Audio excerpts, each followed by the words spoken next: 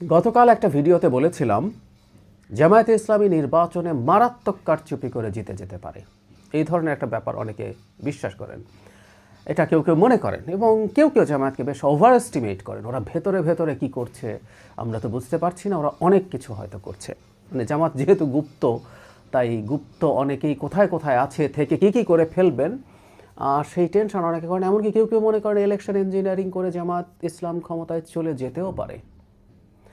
আমি কি মনে করি, আমি বলেছিলাম যে আমি এই ব্যাপারে আমার অপিনিয়ন জানাবো।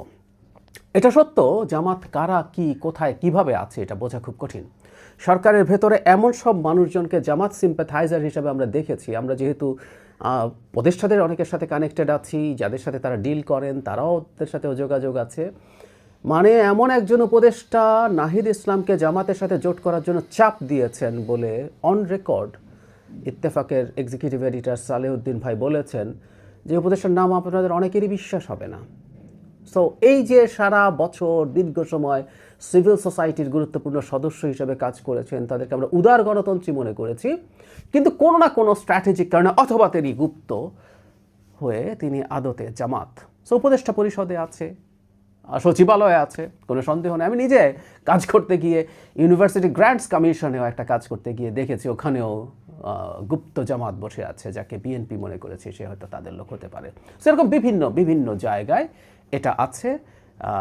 মাঠ প্রশাসনে তো আছেই, ডিসি এসপিদের একটা অংশ গুপ্ত জামাত, মানে তারা জামাত হিসাবে আছেন। তারপর তো আমরা এটা দেখেছিও জামাতের সেই ষড়যন্ত্র, ইসলামী ব্যাংকের লোকজনকে বা অন্যান্য ব্যাংকে থাকা লোকজনকে কিভাবে দায়িত্ব দিয়ে ভেতরে বাইরে কাজ করাবেন। একটা মানে অনলাইন মিটিং ফাঁস হয়ে গিয়েছিল, সেটা দেখেছি। তো তাদের নানা রকম চেষ্টা থাকবে, তাদের টাকা থাকবে, তারা প্রচুর টাকা খরচ করারও চেষ্টা করতে পারেন। 2018 সালের নির্বাচনের আগে এই পর্যায়ের বিশেষ করে ডিসি এসপি লেভেলে রিটার্নিং অফিসার ডিসিরা থাকেন, ইউএনওরা অ্যাসিস্ট্যান্ট রিটার্নিং অফিসার থাকেন, এই পর্যায়ে রীতিমতো বিরাট টাকার ট্রানজ্যাকশন হয়েছে। সো সব কিছু ঘটে তারা নির্বাচন জিতে যাবেন, জিতে যেতে পারেন, এই ধরনের একটা বোধ আমাকে অনেকে বোঝানোর চেষ্টা করেন। এগুলো হচ্ছে তাদের যুক্তি।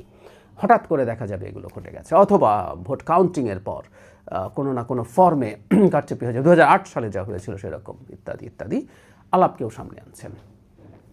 আমাদের একটা কথা একটু মনে রাখা দরকার, একটা কারচুপি তখন কার্যকর হতে পারে যখন দুটো দলের শক্তির কাছাকাছি অবস্থান থাকে। আমি জানি এ ব্যাপারে অনেকে যুক্তি দেবেন, বিভিন্ন প্রতিষ্ঠানে কিছু কিছু জরিপে দেখা গেছে যে বিএনপি জামাত নাকি খুব নেক টু নেক। আমি ওই তর্কে যাচ্ছি না, আমি মনে করি ইটস হিউজলি ডিফারেন্ট। মানে দুজনের গ্যাপ আনবিলিভেবলি বড়। জামাত কোনোভাবে কাছাকাছি না, বহু বহু দূরে পড়ে আছে, বহু দূরে পড়ে আছে। এখন এই প্রেক্ষাপটে পারবে কিনা? আচ্ছা, ইলেকশন ইঞ্জিনিয়ারিং করে জেতা যায় কিনা? আমরা যদি 2018 সালের কথায় আসি, 18 সালের নির্বাচনের সময় শেখ হাসিনার কাছে সব কিছু ছিল, প্রশাসন, পুলিশ, মানে সচিবালয় থেকে শুরু করে মাঠ প্রশাসন, পুলিশ, সেনাবাহিনী, ভারতীয় গোয়েন্দারা বাংলাদেশের মাটি ছেয়ে ফেলেছিল, কোনো সন্দেহ নেই। ব্যবসায়ীরা, মানে গাছের পাতাও আমরা ফান করে বলতাম না, গাছের পাতাও আওয়ামী লীগ করতো। আচ্ছা, সে আওয়ামী লীগও কি 2018 সালে দিনের বেলায় কারচুপি করতে পারবে? এই সাহস করতে পেরেছিল?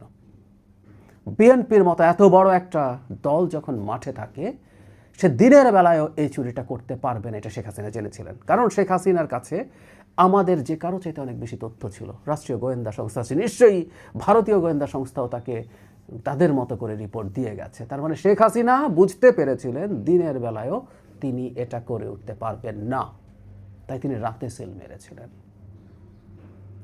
রাতেই কাজটা শেষ করেছেন। ওটা ছাড়া তিনি ক্ষমতায় থাকতে পারতেন না, ক্ষমতায় আসতে পারতেন না। তাহলে এটা বুঝলাম আমরা, বিএনপির মতো একটা দল, আবার এখানে কিন্তু বিএনপির বিপরীতে আওয়ামী লীগের মতো, তখন কারণ তো আওয়ামী লীগ বিরাট পাওয়ারফুল দেখাচ্ছিল তাদেরকে, যেহেতু সব রকম সক্ষমতা, সব রকম শক্তি তাদের সমর্থনে আছে। সে আওয়ামী লীগ ও বিএনপিকে কারচুপি, ওরা কারচুপি করবে আর বিএনপি সেই মাঠে থাকলে সেটা পেরে উঠবে, তারা মনে করেনি। সেই তুলনায় জামাত এখন আদৌ কোনো শক্তি না। আর ধরে নিলাম মাঠ পর্যায়ে, মাঠ প্রশাসনের কিছু গুপ্ত জামাত আছে, তারা জামাতের হয়ে কাজ করার চেষ্টা করছে টরছে। কিছু কিছু জায়গায় আরও কিছু গুপ্ত আছে, 2-4 জন উপদেষ্টা গুপ্ত আছেন, তারা কাজ করার চেষ্টা করছেন। নির্বাচন কমিশনে আছে। আওয়ামী লীগের সঙ্গে পুরোটাই তাদের ছিল, সেটাই তারা দিনের বেলা কারচুপি করতে পারে না। আর কিছু কিছু গুপ্ত যদি থেকেও থাকে, তারা দিনের বেলা চুরি করতে পারবেন? মনে করি না। আরেকটা কথা জরুরি, সেটা হচ্ছে তাহলে কি রাতের বেলা করবেন? সেটারও সম্ভাবনা নেই। তার চাইতেও জরুরি কথা, সবচেয়ে জরুরি কথা, আওয়ামী লীগের সময় সবাই আওয়ামী লীগের হয়ে চুরি করেছিল, কারণ তারা জানতেন আওয়ামী লীগই ক্ষমতায় আসবে, সেটা রাতের বেলা হোক আর যেভাবেই করুক ক্ষমতায় আসবে, এবং আওয়ামী লীগ 41 পর্যন্ত ক্ষমতায় থাকবে, তাই তারা আওয়ামী লীগের সাথে অ্যালাইন্ড হয়েছেন।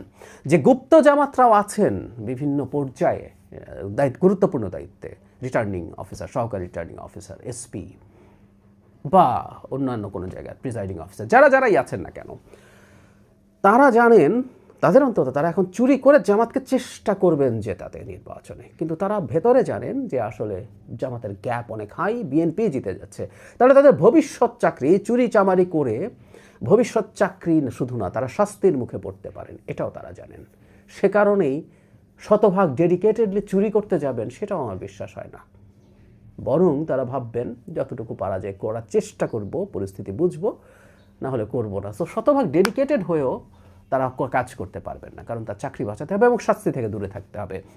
এবং অনিবার্যভাবেই ভবিষ্যতে যে সরকার আছে, নির্বাচনে যেসব অপরাধ হতে যাচ্ছে, এর সাথে যেসব কর্মকর্তারা জড়িত থাকবেন, তাদের বিরুদ্ধে মারাত্মক শাস্তিমূলক ব্যবস্থা নিতে হবে, সেই পদক্ষেপ যাতে থাকে।